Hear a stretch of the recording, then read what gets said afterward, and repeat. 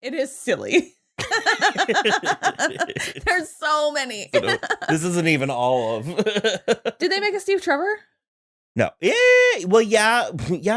Because he came in, it was like the box set on the beach. And remember, it's like 100 and it's a lot of money. Yeah. And I love Barbie and I'm passionate about Barbie and I'll drop.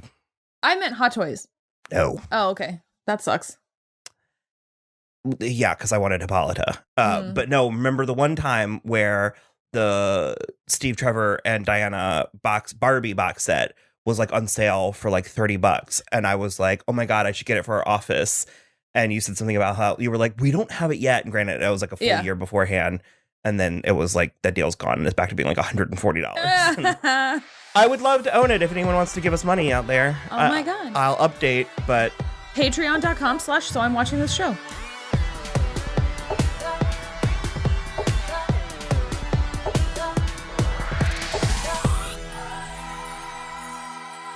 So this movie came out before we started. We haven't introduced ourselves. That's fine. Okay. We're so excited to talk about it that we don't even remember. We don't even need to be like. I don't even remember my own name. I don't need to introduce that I'm Will. And I'm Kristen. And they know they're watching, so I'm watching this show they're watching. Yeah, I hope so. They don't know we know they're watching. We're talking about Wonder Woman. We're doing the DC EU. In preparation for the new Snyder cut of Justice League. So we were revisiting the movies that we did, because we saw Shazam and Aquaman. Yeah. We were already covering the show at that point. So this is going to be the last one that we feature before Justice League. So if you want coverage of the other ones, I'm sure that we can have them all linked below. We'll find out. Yeah. Otherwise, just go to soimwatching.com and type in DC in the search bar. But yeah, this is a big one. This is a big one for us. And this movie's good. Everybody knows this movie's good. And everybody already knows why it's good and what they think. So this is more us just sort of sharing our feelings with you. I don't think that we're dropping any bombshells. No. There's not Actually, I have one. Oh, okay. I have an observational bombshell that I've never heard someone talk about this movie. Okay. It's in particular with Steve Trevor. Okay. You're right. This is hurting my head. Every time you put it on, you're like, this sucks after like 3 minutes. We were watching the second half of this just before we sat down to film. And you kept kind of snickering when he would dismiss her talking about Ares. What were you feeling in that moment? Why were you laughing? So it's because I felt conflict. From you, okay. Internal conflict from you. Well, I love Diana and I love Wonder Woman. And I think this entry to this point, this was absolutely the strongest entry in the DCEU for sure. It's cohesive. It has a story that has a beginning, middle, and end. It's lovely. It's beautiful. A clear-cut moral, a clear-cut everything. I love this movie so much, but it is on rewatch, it is more sort of laughable that it takes her so long to get on board. He is at every turn telling her, that's not the way the world works. That's not the way this works. I get your vibe, but that's not how it's happening. And she just is like, I have to kill Ares. I'm just like, BRB, I have to kill Ares. And so I do love that she has this naivete that goes through this movie and eventually gets smashed a little and dented. But it is sort of comical watching him be like, dude, it's just a war. Cause this is his life. This is what he knows. I mean, it's even in the scene with Chief where Chief is like, his people took everything from my people. So she even knows that this isn't the first war.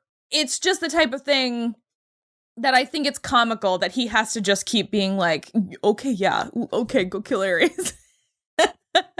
That's not what I thought you were going to say. That's okay. Not the take you were going to say. And also just as a fun little aside, what that feeling reminds me of is the scene in Drop Dead Gorgeous when Amber and Betty are finally going at each other and Mindy Sterling's trying to pull them off.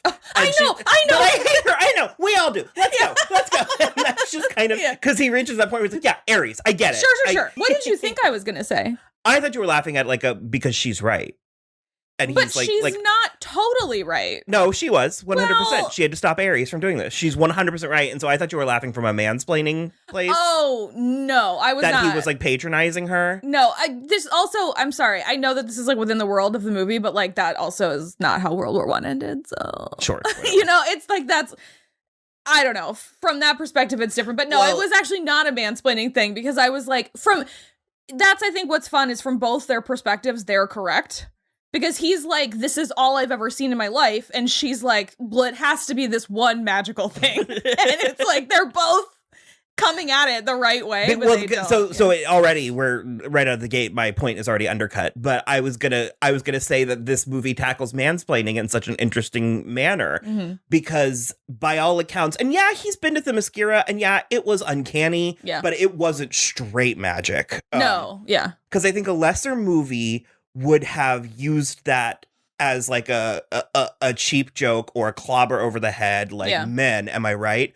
And the thing is, it's like based on the information he has, sounds ridiculous. Yeah, of course. Like, and him having regular normal people don't go around being like, this is the God of War's fault. No, I know. And so I was like, from a male perspective, it's like when you look at like a majority of men aren't trying to be or even perceive what they're doing as being obnoxious or this or that. And I was like, you have to consider the male perspective where it's like our society is so it is so geared and so focused around the patriarchy that it's like, I mean, if we get applause every time we take a shit, we're going to start thinking that it's special and worthy of applause, and it's 100%. Like it's neither, and we don't realize that. And I do think that that's one of the things that this movie does so beautifully, and I think it is definitely a convergence of Patty Jenkins and Chris Pine approaching this character of Steve Trevor and being like, yeah, he is a man. He is a like war-torn man, and he is,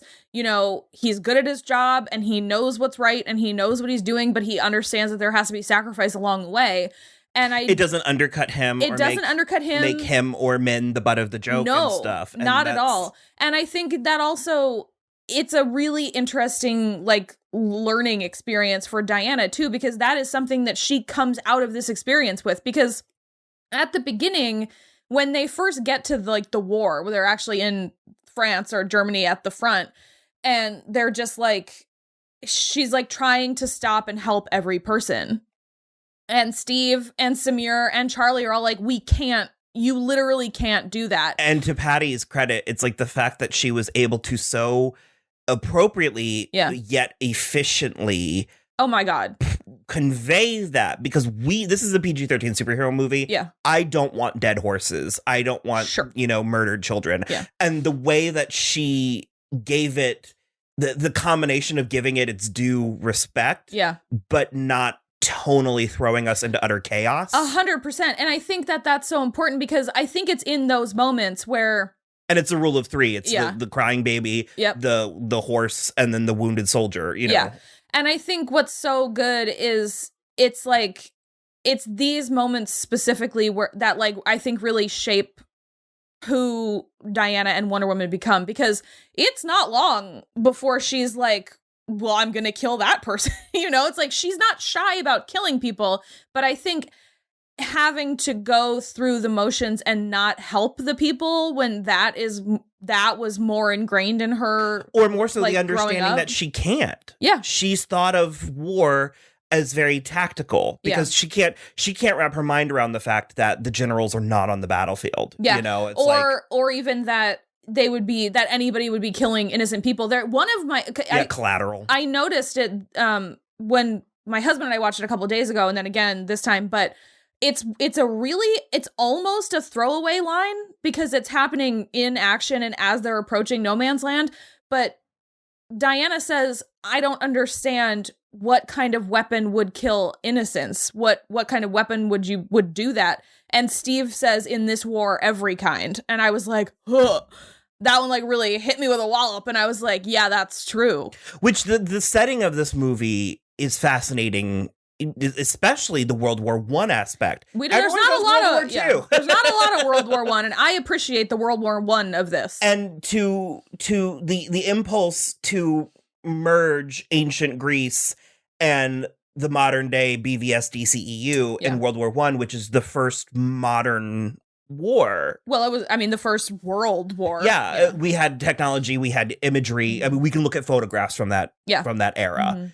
And that's such an interesting turning point, and it really helps. There's such a balance that they mastered, and I do think it is the very present female gaze on this movie, that the balance between her naivety, but she's not stupid.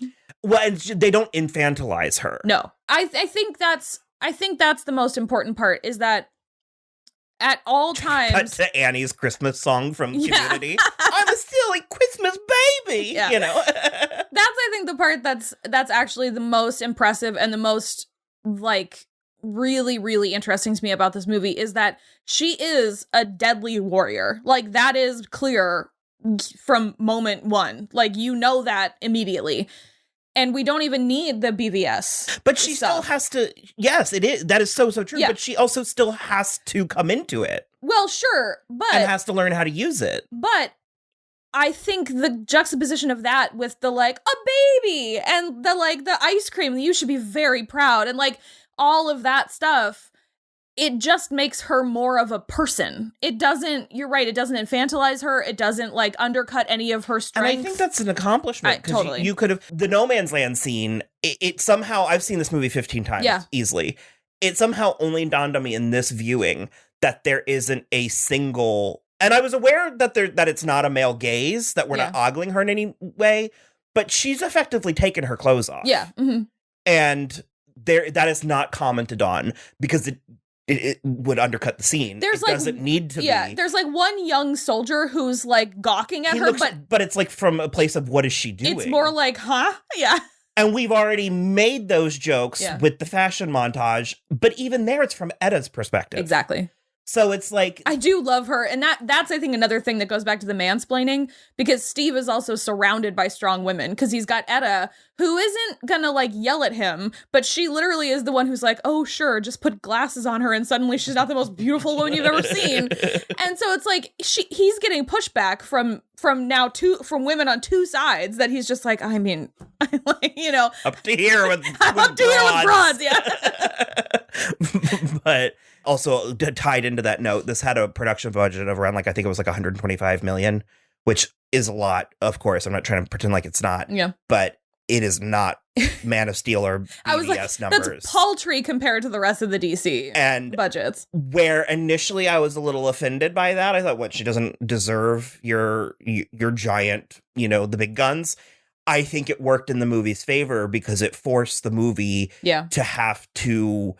It couldn't rely on the sky beam smashing the earth for 40 minutes to fill time. Like, the movie had to rely on its own merits. Yeah, this movie is blessedly contained. It is, I mean, it's long. It is pretty long, but it zips by. It is like, there aren't lulls to me. Every moment of, like, relative peace is totally necessary. I mean, after they rescue the town and Steve and Diana are dancing, all of that is totally necessary. And so I think, I do agree with you that I think they didn't need a bigger budget. There are a couple of effects where I'm like, that could have used another round of rendering, like some of Diana, like, running after she leaps and stuff. But it is, though, consistent with all of the Amazons. I kind of find it charming. So, and so there's something that they did specifically with the Amazons and in the beginning, and I think it mirrors throughout the whole movie. And it is a very me observation, but Patty talks about how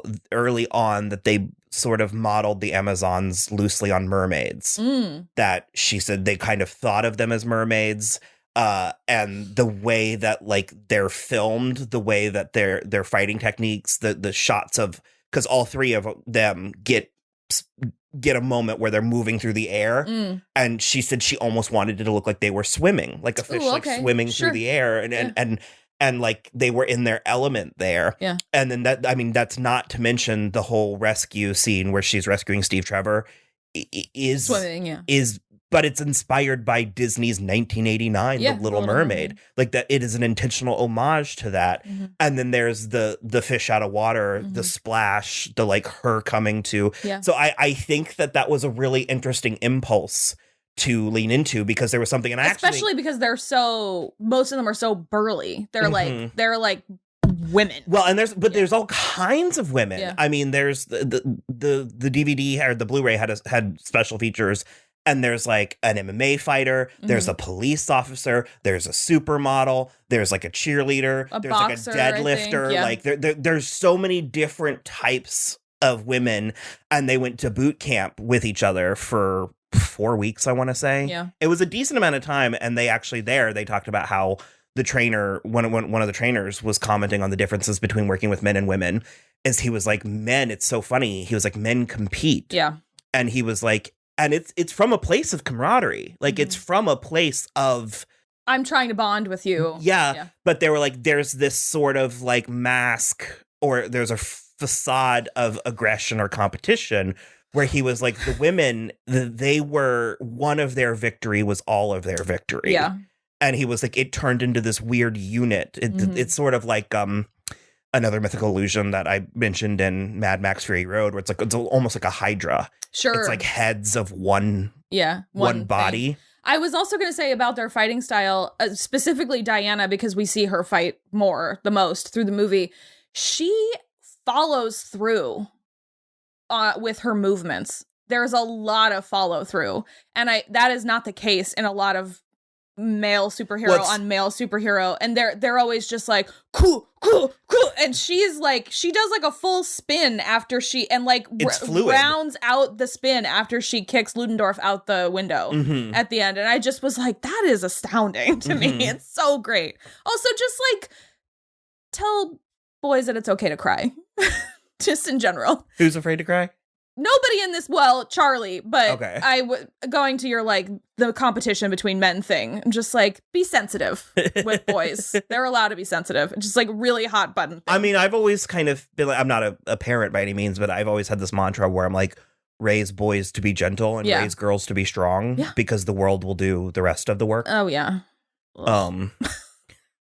Just like... Gentle is it's that saying that actually the first time I really heard this saying, it was in reference to BVS, and they were like, there are 3 things that all wise men fear. Yeah, it's a storm at sea, a night with no moon, and the anger of a gentle man. Yep. And because she was the storm at sea, Batman was the night with no moon, and Superman was the anger of a gentle man. Yeah.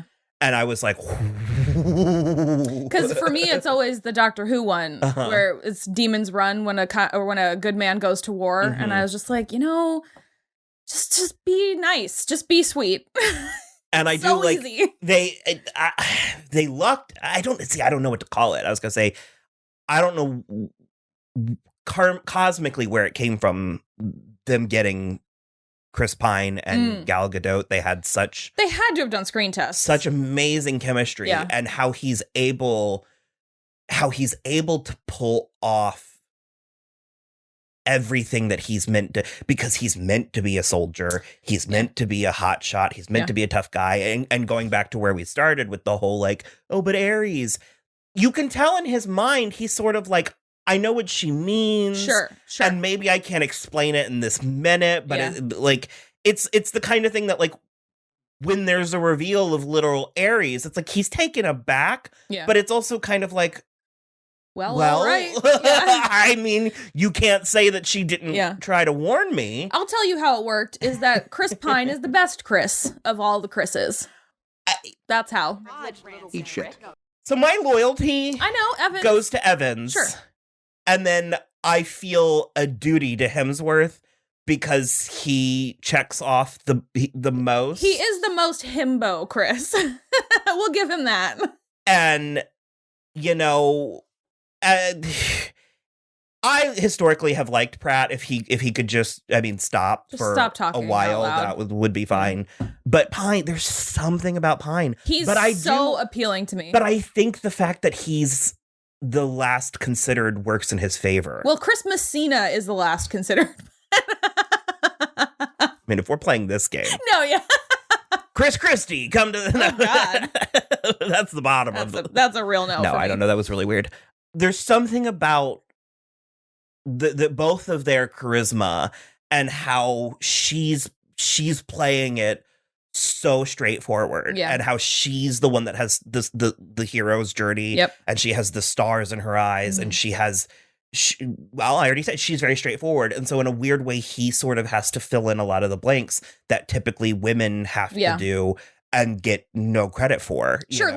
like he rounding out the hero. To do another MCU thing, he is the Jane Foster and she is the Thor, and it's like someone does have to be there to fill in the gaps. But I do love that it's swapped in that way, and that neither of them lose anything in the process. You know what I mean? Like any personality thing in the process. They both, because like it is hilarious that like more than 50% of his performance in this movie is like hurting her like a cat. Like, it's just like, you can't take your cloak off because you're basically naked. Like, you put the sword away. Like, oh my God, Diana.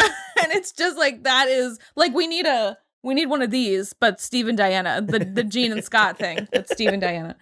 Well, and I mean, they get their cake and eat it too, because they even get to have some of the like sexist jokes and stuff. But just the fact that it's not from our male lead, the fact that it's coming from like a secondary, like the sidekicks, whatever, I can't think of what they call them. Samir. The Howling Commandos. No, I don't know what they call them either, but Samir is the one that keeps making the jokes. Like, and there's an entire island of women who look like her and not a single man.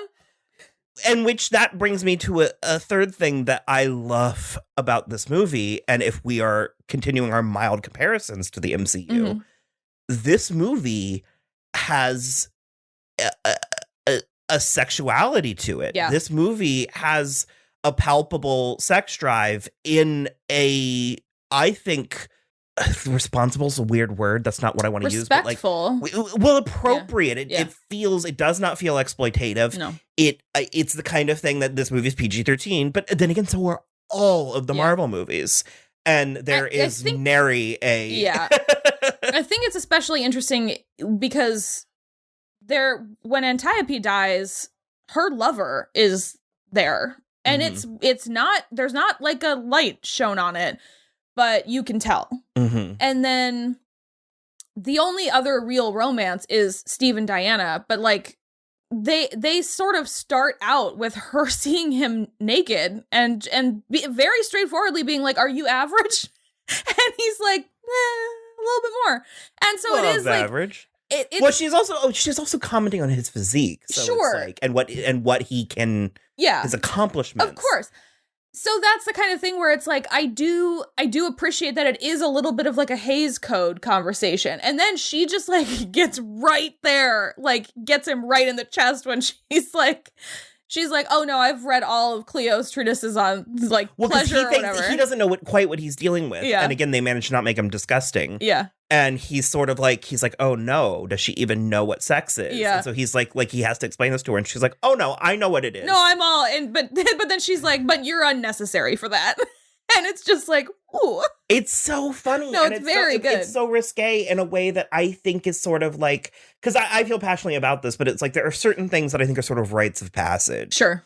And it's kind of like I kind of lament, I miss the days of like the brief nudity in PG movies and stuff. Yeah. Because I feel like it's part of the fun of growing up as the Clash of the Titans when you can see her boobs when she's in the bathtub. Sure. And and it's like, and this movie, though we don't get any actual quote unquote money shots, it harkens back to that in a way that feels like that's part of the thrill. Yeah. And also, to get that in a movie that is doing such a good job everywhere else. Yeah. You know what I mean? It is also it's very romantic. It's very sweeping and romantic after they've saved this town and they've had their dance in the snowfall, and then they're upstairs and he's like about to like leave her room. And so it's like very romantic. And then it's very titillating when he just is like, he makes the decision and he just like closes her door with him inside still. And I was like, oh man, it's just well done across the board, and I think that it all comes down to Patty Jenkins. I remember seeing that and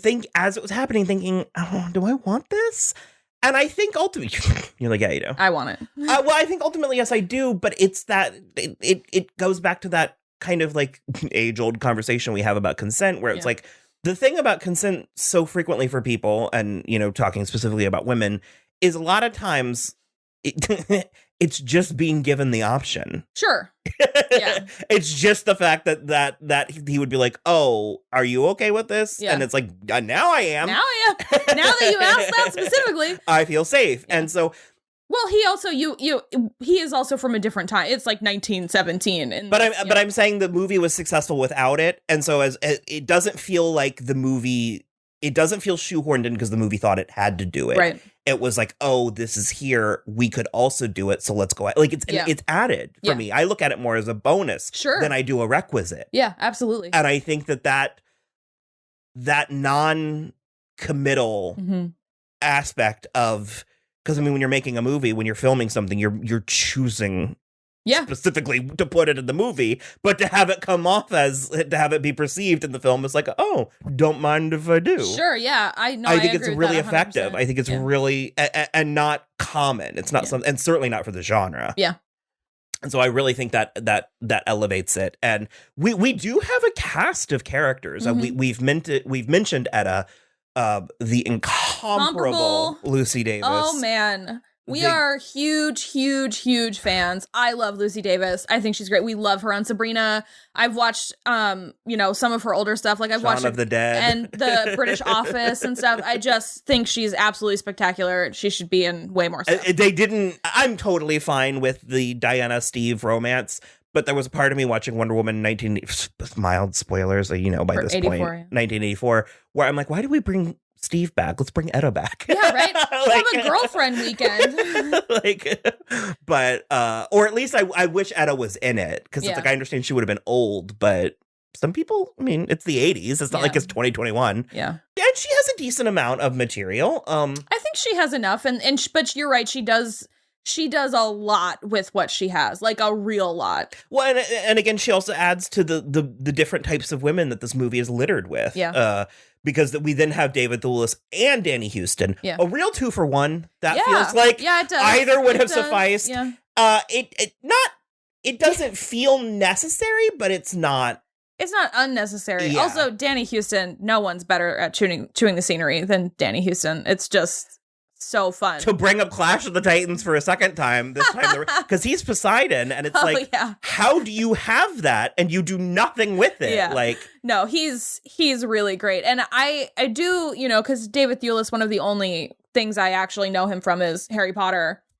And having him be basically Remus Lupin in this movie until he's not is like a choice, like a big choice. It was a big swing, and it hit. I never got to experience that because I was spoiled. Oh, but tidbit, fun thing, fact out there: a weird place for spoilers that people don't know about is merchandising. Oh, because that shit gets cleared a year in advance. That's upsetting. And so I do the whole dolls and action figures thing. And so like 3 months before the movie came out, there was an Ares action figure. And I was like, oh, shit. Huh.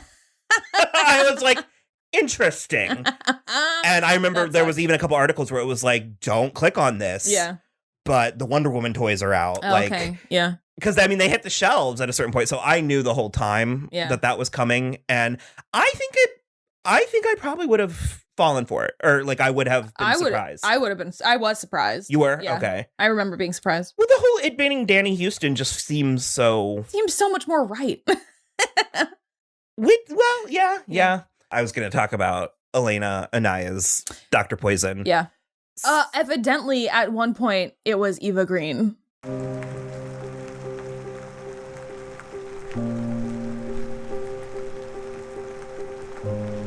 She was like in talks. I don't think she was chosen, but she was like she was in talks for Diana, and then after that, she was in talks for Dr. Poison. Well, that would have been fun. So I have a soft spot for Elena because she's Illyria. She's the pink vampire from Van Helsing. And I that needs to come here. Yeah, I've Mavis over here. Dropped it a few times, but I own the actual screen used costume. Like, not like a version of it, or like I went to like Leg Avenue and bought like I own the actual No, one. he bought it on an auction. From Prop House. Yeah.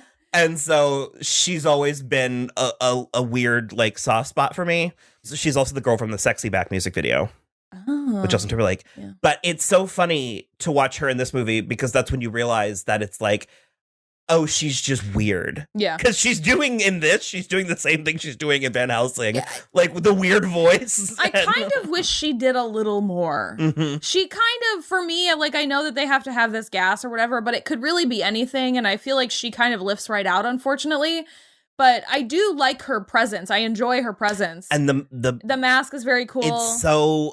It's so unnerving. Well, it's very... You never watched Boardwalk Empire. No, I know. But he... I don't remember his name, but he has one too. They used to do it. I mean, the Phantom of the Opera came from somewhere. Yeah, it's like ceramic, basically, just to cover your, like, shrapnel wounds. And I love that. I love that in the movie. Well, and I also think it's so... It's so crucial to have a female villain. Yeah. Mm-hmm. Especially in this movie. Like a female human villain. Yeah. Because Diana's grappling. And I love, like... This is my MO when we talk about, like, my worldview and stuff. It's very this.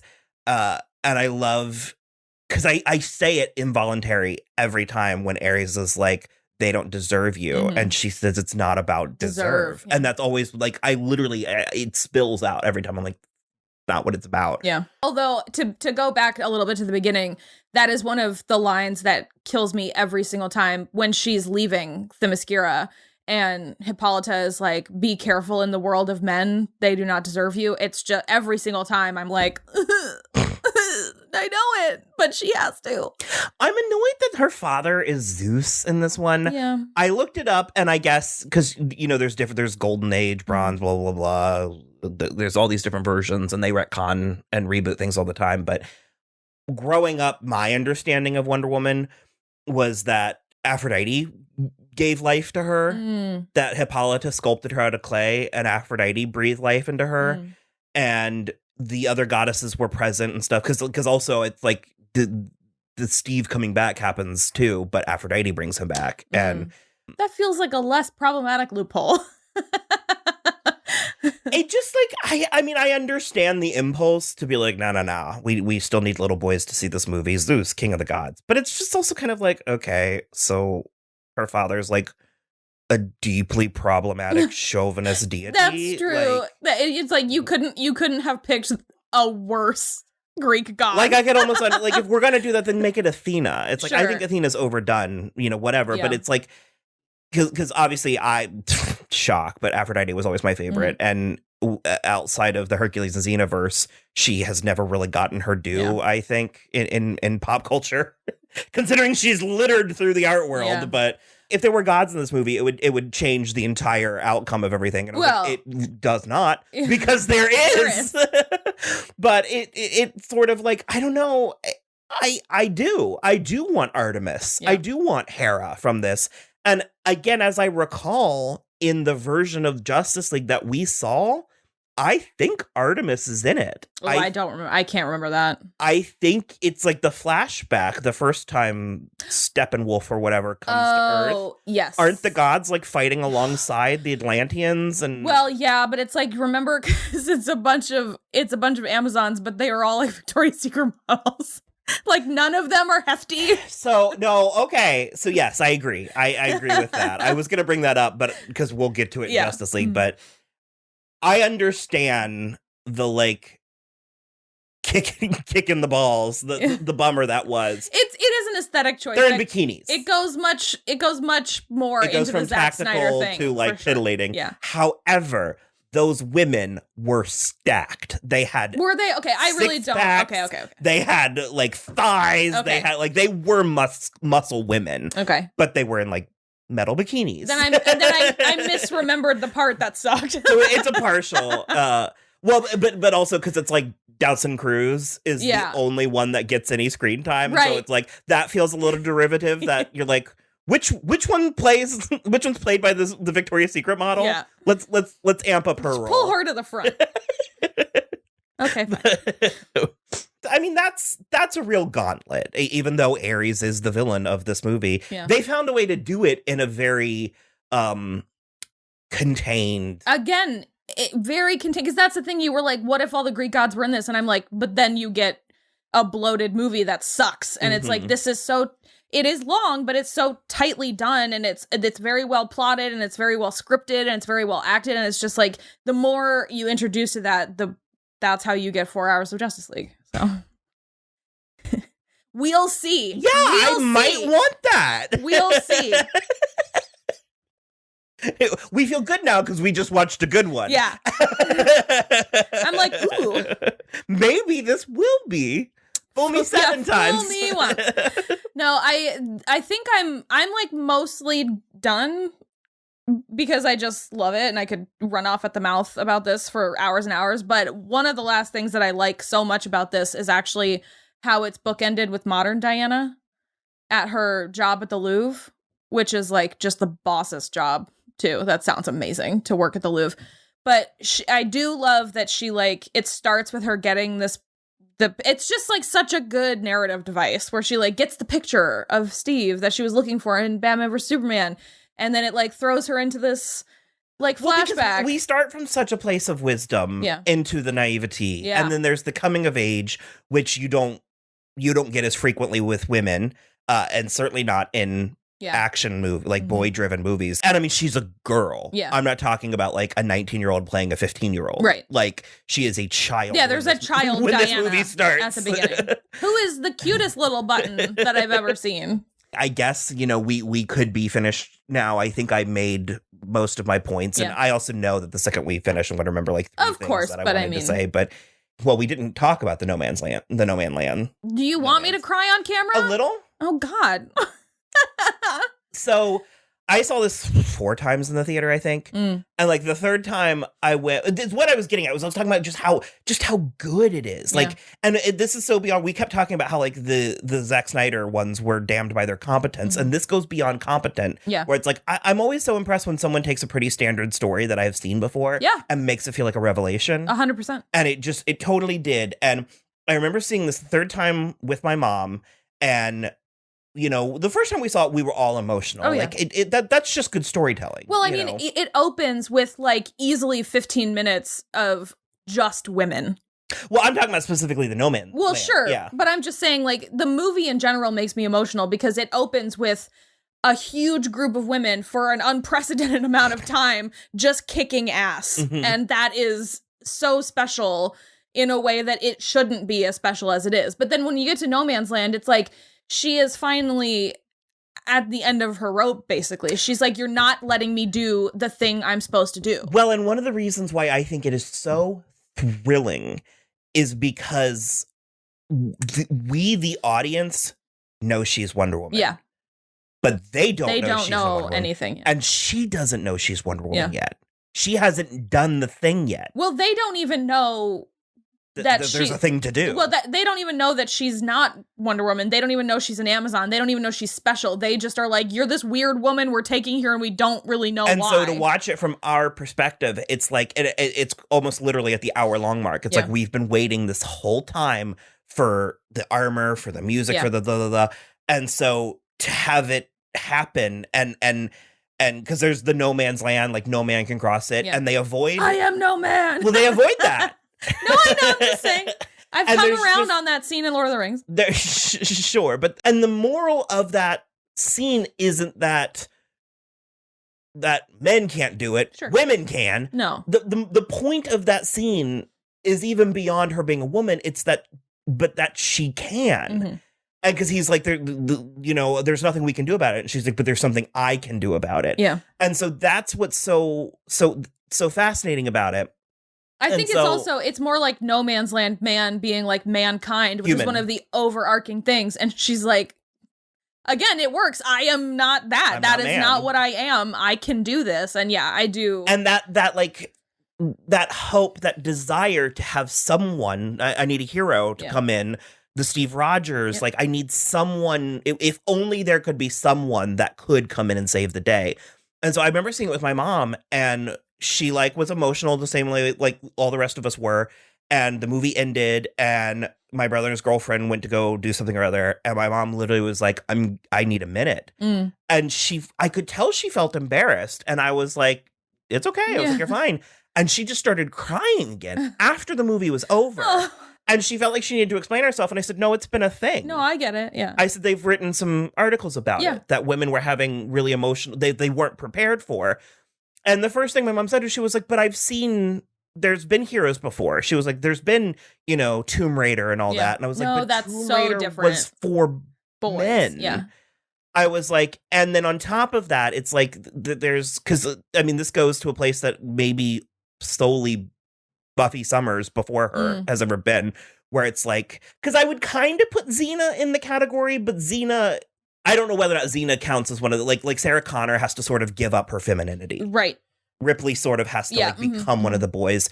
And I think Xena could be argued either way as that. Yeah, I get it. But the fact that Diana gets to be beautiful, that she gets to be girly, like the divine feminine. She gets to be girly. She gets to squee at a baby. She gets to really like her ice cream. Those are the parts that stick with me, because they're the parts that make her a person. She, as much as I love, Scarlett Johansson's Black Widow, she is physically feminine. She doesn't get a lot of moments. Not like a lot. That. There's a little, but there's not a lot. And so it's like, but this movie's littered with moments of even when, after they save the town and Charlie is like, I can't shoot, I'm going to be a liability to you. Maybe I should just stay. And she says, well, then who would sing for us?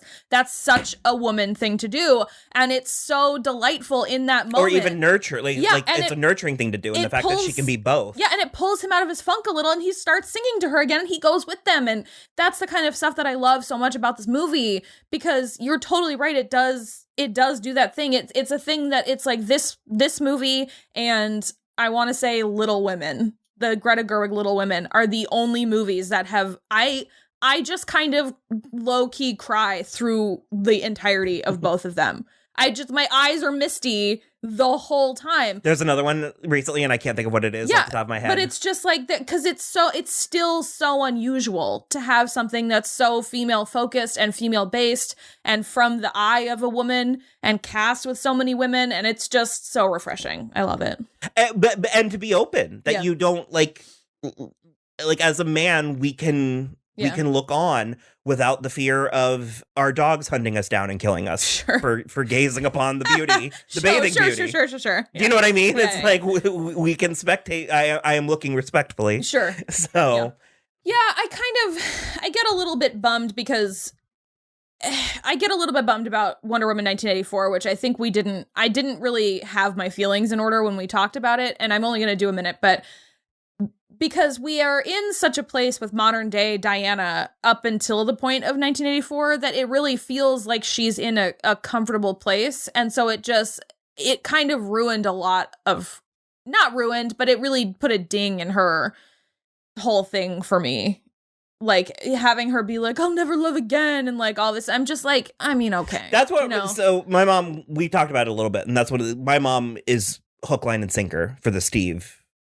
I love it. I love Diana and Steve, but it's also like, I'm sorry, he is dead. No, I felt the same way, where I was like, I found it somewhat degrading to have Wonder Woman being hung up on a boyfriend, but I get it. I think it'll depend on what the third outing is. Yeah. Like I said, my feelings about 1984 was, I thought Wonder Woman 1984 was a fine Wonder Woman movie. Yeah. I thought it was a lousy follow-up to 2017's Wonder Woman. I agree. I think it does not. It's also because it also takes place in the past, but like after the first one, but before all of the other Diana stuff we've seen. You're left with more questions. That's what sort of chaps my ass, where I'm like, why'd you choose this? Like, this is a weird thing to do. I do really like that she gets the picture back at the end. I just really want her and Bruce to have more stuff together. Oh. You're not going to get... Well, no, you're going to hopefully get that, but... If there's not more footage of Diana and Bruce in 4 fucking hours of this movie, I'm going to scream. I'm going to literally scream. There is 23 minutes of Jenna Malone box stepping, but... Honestly, bring it on. So... All right. Well, you can follow us on Twitter @SoI'mWatching or Instagram @SoI'mWatchingThisShow. You can also follow along on our website, soimwatching.com, which links out to everything, including the YouTube if you're only listening. And we plugged the Patreon at the beginning, but it is patreon.com/soimwatching. And then, so I'm watching the show. And then other than that, just rate, review, and subscribe wherever you listen.